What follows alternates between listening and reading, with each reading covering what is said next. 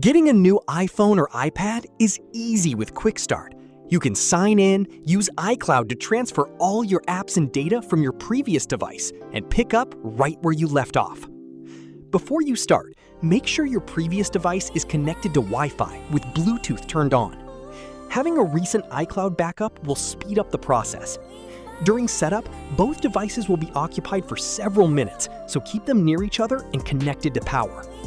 Turn on your new iPhone or iPad and follow the steps to get started.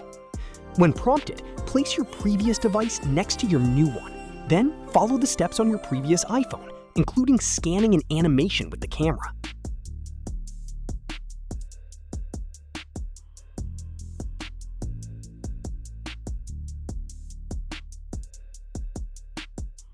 If the new iPhone or iPad is yours, tap Setup for Me. Enter the passcode that unlocks your previous device. This passcode is encrypted and cannot be read by Apple, and it becomes the passcode for your new device. Then keep following the prompts.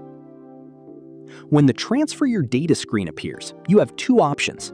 If you choose Download from iCloud, your apps and data will download in the background, so you can start using your new iPhone right away.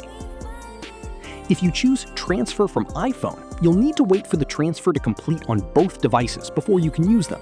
For this video, I will choose Download from iCloud. When prompted, review the terms and conditions and tap Agree.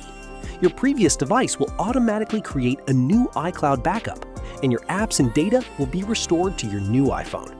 When it's done, your new iPhone will restart. Enter your passcode, and you're all set.